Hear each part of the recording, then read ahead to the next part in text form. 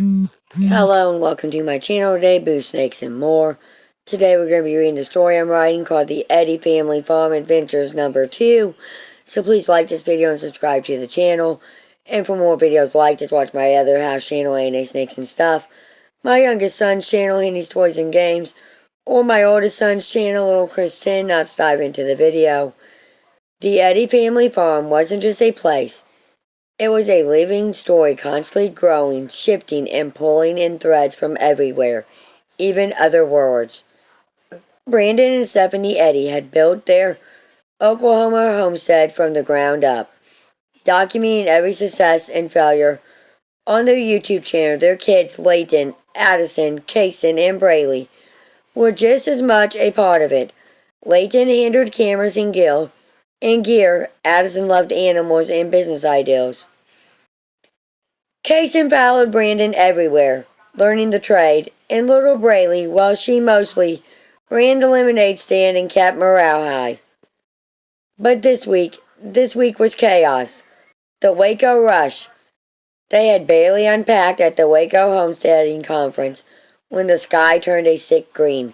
Storm chasers started flying past on the highway. Supercells, Brandon muttered, checking his phone. Stephanie didn't hesitate. We're leaving now. Within minutes, the Eddy crew packed up, kids hauling equipment, chickens in travel crates, and cameras still rolling. Layton filmed as Addison shouted over the wind, "This is real homesteading, y'all." They made a pit stop at Tractor Supply, grabbing emergency feed, chicken, duck, quail, even pig feed, before heading back toward Oklahoma. The side-by-side bounced down their gravel road just as thunder cracked overhead. "Storm shelter," Brandon yelled. Everyone piled in, the wind screaming above them. After the storm, by morning the farm was still standing, but barely. Fences leaned, a chicken tractor had flipped, and the swing set was halfway across the yard. The giant slide somehow survived. "First things first," Stephanie said. "Animals."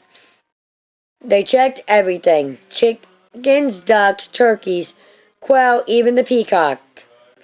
Miraculously, most were fine. Kason pointed the incubator. Inside their hatchery setup, rows of eggs in their Sure Hatch incubator were still running. "Those babies made it," Addison smiled. The expo in Oklahoma. A few days later, they headed to the Okie Homesteading Expo in Sulphur in Davis, Oklahoma. This time, no storms, just energy. The event was massive. Tent C and Tent D filled with classes. A heritage center showcasing old farming tools. A craft market buzzing with fiber arts. A water wheel demonstration. A petting zoo with baby goats and cows. A food court packed with smells of barbecue and fresh coffee. Bluegrass music echoing across the grounds. Braylee immediately set up her lemonade stand. 50 cents a cup, she yelled proudly. Addison rolled her eyes. "You could charge more." "I like customers," Braylee shrugged. Learning and growing. Brandon split time between booths and networking. At Winona Ranch, he met Nash, Bill, and David, who showed off their small wire chicken brooders. "These could change our setup," Brandon said. Nearby, Tom and Noah from Coopworks talked chicken tractors. "You gotta keep 'em mobile." From expanded, Tom explained, "healthier birds." Meanwhile, Addison talked with MTD ranch consultants about scaling their operation. We are employees. Are we employees or a business?" she asked Stephanie later. Stephanie smiled. "That's where hourly wages, salaries, and 1099s come in." Layton chimed in. "So we're basically a company." "Exactly," Brandon said. "A family company." The Quail connection. One of the biggest moments came when they met Graham Judd from Judd's Quails. He showed them different breeds. Cornish white quail, jumbo Faro quail, jumbo Egyptian quail, jumbo white and brown quail. These could diversify your farm, Graham said, handing over hatching eggs. Kaysen held them carefully. These are our future. The crossover. That night something strange happened. As Layton edited footage, the screen flickered. A figure appeared. Wayne Parker, the Spider Bat of New Neo Gotham. You're not just farmers, Wayne said. You're builders of worlds. Behind him, shadows moved, Nightclops watching silently. Then another presence, something darker. A vine-like figure stepped forward, Dr. Octo-Ivy. Growth, she whispered. You understand growth better than anyone. Stephanie crossed her arms. We grow food. That's it. Food shapes people, Octo-Ivy replied.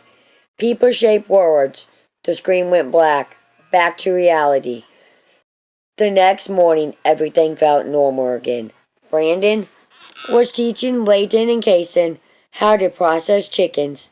It's not easy, he said, but it's part of farming. Addison worked on getting their baby chicks into local farm stores. Stephanie planned new chicken coops and a gardening class. Landon, who worked with them, repaired fencing and helped rebuild, and Braley, still selling lemonade. What homesteading means. That night they gathered on the porch. What even is homesteading? Kaysen asked. Brandon thought for a moment. It's learning to provide for yourself. Stephanie added, it's community too, helping others learn. Addison nodded, and building something that lasts. Layton looked at the camera, and telling the story. In the distance, thunder rumbled again, but softer this time. The Eddy family farm stood strong. Not just a farm, not just a YouTube channel, but a place where worlds, real and imagined, grew side by side. Thank you for watching this video and peace out till the next one.